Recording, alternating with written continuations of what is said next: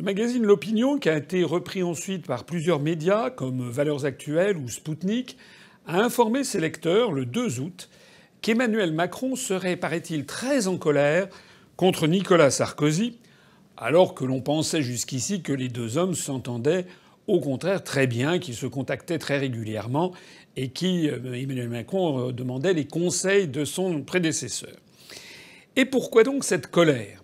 Eh bien, à en croire les journaux, parce que l'actuel locataire de l'Élysée reprocherait à l'ancien président, à Sarkozy, d'avoir participé en coulisses à la montée de Vivendi, qui est la propriété de la famille Bolloré, au capital du groupe Lagardère. Selon L'Opinion, cette montée en puissance dans le capital de Lagardère aurait pour conséquence que Vincent Bolloré, qui est un milliardaire français, une des grandes fortunes françaises, qui a déjà le contrôle de Canal+ et de CNews, eh bien, pourrait à terme récupérer dans son empire des fleurons médiatiques français, comme par exemple le Journal du Dimanche, Paris Match ou bien Europe 1, qui sont des propriétés du groupe Lagardère. Alors c'est cela qui a, paraît-il, rendu furieux, je cite entre guillemets, l'actuel président de la République, dont le magazine L'Opinion assure par ailleurs qu'il suivrait de très près les activités de Nicolas Sarkozy. Et on apprenait par les mêmes médias que selon un proche d'Emmanuel Macron, il faut prendre Sarkozy au sérieux dans la perspective de la prochaine élection présidentielle. Alors, moi, ce qui m'intéresse dans cette information, c'est que je vous demande d'y réfléchir. Elle confirme, au vu et au su de tout le monde, ce que je ne cesse de dire, et beaucoup d'autres d'ailleurs avec moi, sur le fait que les élections, et notamment l'élection présidentielle, sont manipulées par les médias. En réalité, cette information, elle est capitale. Elle montre à tous les Français que, en effet, celui qui détient les médias peut influencer le contenu de ces médias et peut promouvoir tel ou tel candidat. C'est un aveu phénoménal qui est ainsi mis sur la place publique. Nous ne devons plus tolérer que des journalistes fassent mine que les médias seraient tout à fait objectifs. Si les médias étaient tout à fait objectifs, M. Macron devrait se fiche comme d'une guigne, eh bien que Vincent Le Bolloré, en compagnie de Nicolas Sarkozy, essaie de mettre la main sur le Journal du Dimanche, Paris Match et Europe 1. D'ailleurs, que pense le CSA de ces manœuvres de manipulation médiatique qui sont exposées en plein jour? J'aimerais avoir le point de vue du Conseil supérieur de l'audiovisuel.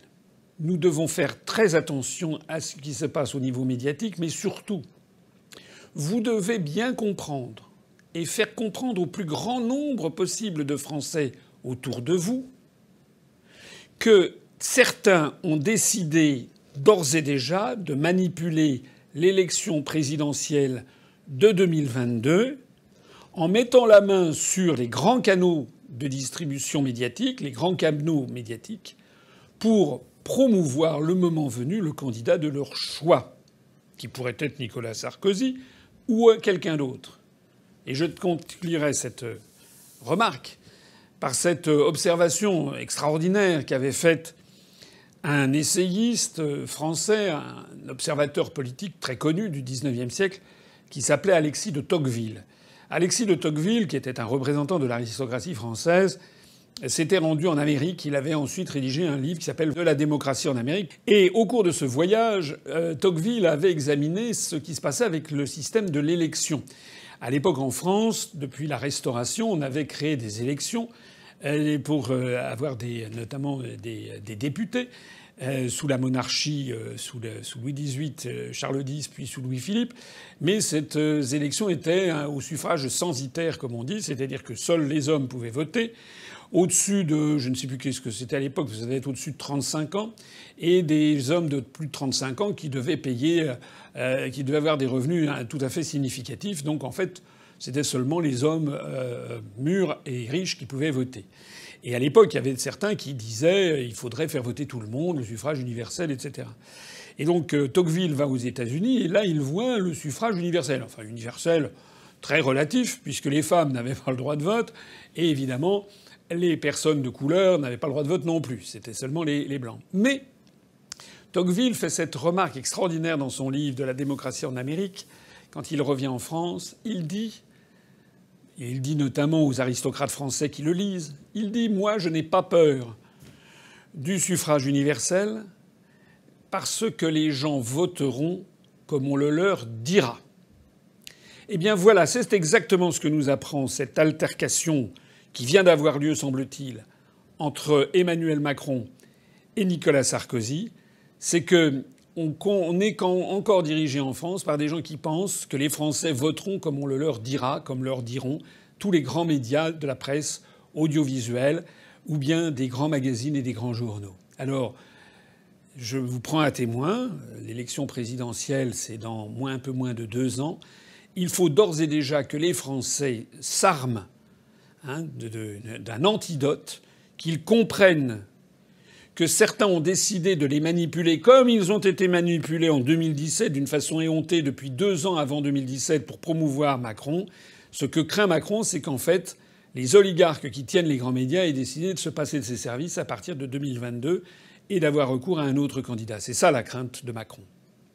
Eh bien, si vous, toutes les personnes qui me regardent, si vous ne voulez pas être encore une fois manipulés, vous devez savoir et dire autour de vous que la première chose à faire, c'est de ne plus croire les grandes chaînes d'information télévisuelles, ni les grands médias, mais d'aller rechercher de l'information sur les sites, sur Internet, et en particulier, bien entendu, à commencer par le site de l'Union populaire républicaine. Parce que nous croyons encore dans la démocratie, et nous voulons que les élections de 2022 se tiennent de façon, si possible, le plus possible transparente, avec une égalité parfaite de traitement des candidats. 90 médias français, télévision, radio, journaux et magazines ont co-signé une lettre ouverte à nos concitoyens au sujet de la liberté d'expression. Cette lettre ouverte faisait suite à ce terrible attentat qui a eu lieu de nouveau devant l'ancien siège de Charlie Hebdo et qui a fait 2 blessés très graves. Dans cette lettre ouverte sur la liberté d'expression, ces 90 médias ont co-signé le texte suivant. Je les cite, « Il n'est jamais arrivé que des médias qui défendent souvent des points de vue divergents et dont le manifeste n'est pas la forme usuelle d'expression, décident ensemble de s'adresser à leur public et à leurs concitoyens d'une manière aussi solennelle.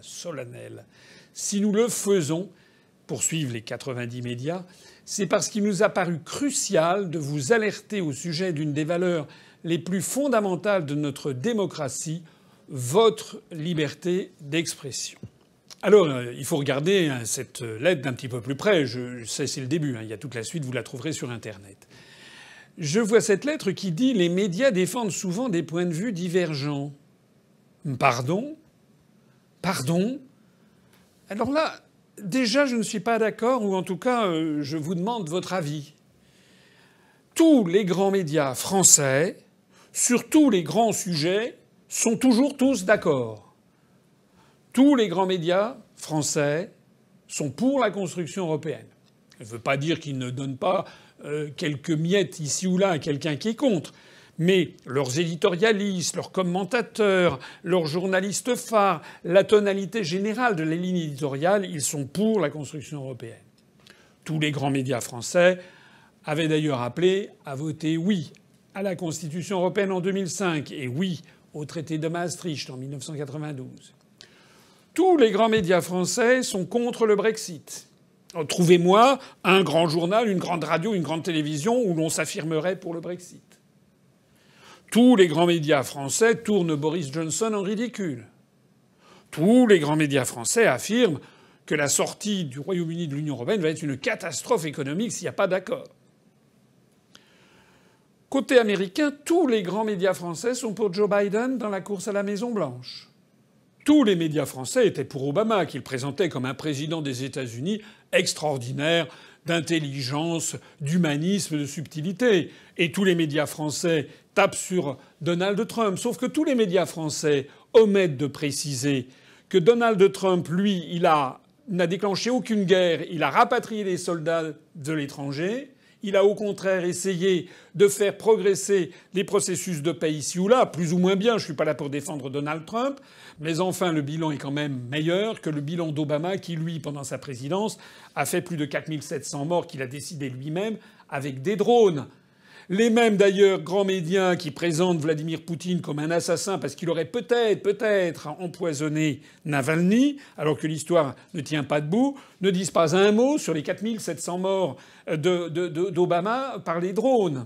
Tous les grands médias français s'abstiennent de faire une enquête sur ce que sont d'ailleurs devenus les Skripal. Tous les grands médias français sont pour l'euro. Ce qui ne veut pas dire qu'ils ne donnent pas ici ou là la parole à quelqu'un qui va critiquer. Mais fondamentalement, ils sont tous pour la survie de l'euro. Tous les grands médias français nous expliquent que c'est notre avenir. Tous les grands médias français sont pour l'OTAN.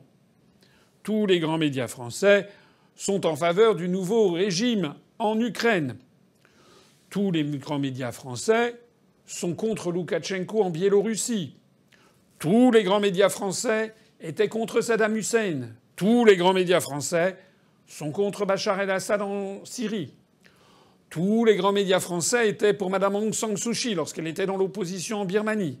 Et ils sont devenus d'ailleurs tous contre depuis qu'elle a soutenu les exactions commises contre les Rohingyas.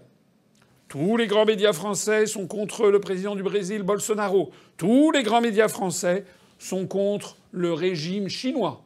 Tous les grands médias français ont dit ou ont laissé entendre qu'il fallait voter pour Macron contre Le Pen en 2017. Tous les grands médias français ironisent ou jettent la suspicion sur le professeur Raoult au sujet de l'épidémie de Covid-19 et d'ailleurs sur les autres professeurs qui l'ont rejoint. Tous les grands médias français ont repris à qui mieux mieux en donnant le maximum d'éclat les critiques contre l'hydroxychloroquine. Et du fait de l'opinion publique, ont été quand même obligés de donner de temps en temps la parole au professeur Raoult, mais en se pinçant le nez de façon ostensible pour montrer que tout ceci n'était pas sérieux. Tous les grands médias français approuvent les décisions du gouvernement sur les masques ou sur la prétendue deuxième vague de Covid. Tous les grands médias français dénoncent les idées complotistes dès lors que l'on n'est pas d'accord avec les versions officielles de tel ou tel événement. Tous les grands médias français qualifient les gilets jaunes d'extrême droite. Tous les grands médias français cachent l'existence des grandes orientations des politiques économiques posées chaque année par la Commission européenne et qui fixent à chaque État, dont la France, ce que doivent être les réformes dans chaque État au nom des traités européens. Tous les grands médias français sont ainsi d'accord pour cacher le fait que toutes ces grandes décisions viennent de l'Union européenne, mais tous les grands médias français sont d'accord avec ces exigences. Tous les grands médias français sont tous pour la réforme des retraites, expliquent que c'est indispensable, expliquent que les réformes sont indispensables, expliquent qu'il faut casser le droit du travail, c'est indispensable, expliquent que les privatisations, c'est normal, sont tous contre le poids du service public. Tous les grands médias français estiment d'ailleurs inutile de faire des grands débats de haute tenue sur notre appartenance à l'Union européenne, à l'euro et à l'OTAN. Alors en quoi est-ce que cette lettre peut dire que ces médias sont en désaccord les uns avec les autres? Un des problèmes fondamentaux de la France, c'est que tous les médias disent la même chose sur tous les sujets stratégiques. Au moment du Brexit au Royaume-Uni, il y avait des journaux, et non des moindres, comme par exemple le Daily Telegraph, qui est un grand journal conservateur, l'équivalent du Figaro, et qui avait pris position pour le Brexit. Alors que notre Figaro à nous, lui, est par opposition tout à fait contre le Frexit. En Royaume-Uni, vous aviez également des tabloïds, vous aviez des radios, vous aviez 343 chefs d'entreprise qui avaient appelé à voter pour le Brexit. En France, non. Et alors après, je poursuis la lecture de la lettre de ces 90 médias qui nous disent « Une des valeurs les plus fondamentales de notre démocratie serait donc en cause votre liberté d'expression. » Pardon ? Ma liberté d'expression ? Ce qui est cocasse, c'est que j'ai regardé la liste des signataires. Et parmi les signataires, il y a le Journal du Dimanche, le JDD, qui a signé cette lettre du 23 septembre 2020. Or, il se trouve que 4 tout petits jours après, le 27 septembre 2020, le même journal du dimanche a censuré purement et simplement une tribune signée par 250 sommités médicales ou universitaires qui était intitulée « Il est urgent de changer de stratégie sanitaire face à la Covid-19 ». Cette tribune devait initialement paraître dans le journal du dimanche 27 septembre 2020. Ça n'a pas été le cas. Le JDD, d'un seul coup a décidé de publier à la place une tribune d'un collectif de 7 médecins. 7 médecins. L'autre, c'était 250 signatures avec des signatures prestigieuses. Le JDD a plutôt, à la place, a publié une lettre indigente de 7 médecins qui ont mis en garde contre une éventuelle seconde vague et qui ont demandé sur l'air des lampions des mesures radicales sanitaires dès ce week-end, reprenant la propagande gouvernementale. Ces 7 médecins, d'ailleurs, sont ceux que l'on retrouve sur les plateaux de télévision depuis le début de la pandémie, à commencer par Madame Karine Lacombe et à poursuivre avec Gilbert Delay ou Bruno Mégarban. Ces 7 médecins ont reçu d'ailleurs plus de 432 000 € des laboratoires, dont 222 000 € pour la seule Karine Lacombe et 160 000 € pour Gilbert Delay, avec plus de 25% des conventions qui ne sont pas renseignées.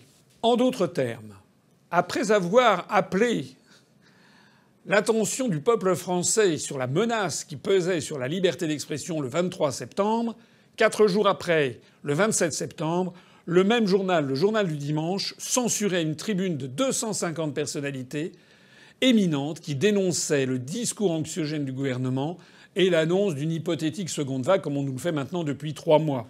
Alors la conclusion. La conclusion, je suis désolé de le dire, mais les grands médias français, pas tous, il y a des médias moyens, mais les grands médias français ne défendent pas du tout la liberté d'expression.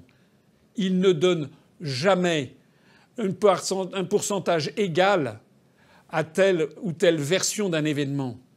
Ils ne vont jamais interviewer des personnes qui sont dénoncées dans leurs médias. Ou s'ils le font, c'est de façon millimétrique et toujours en se pinçant le nez pour bien décrédibiliser le discours.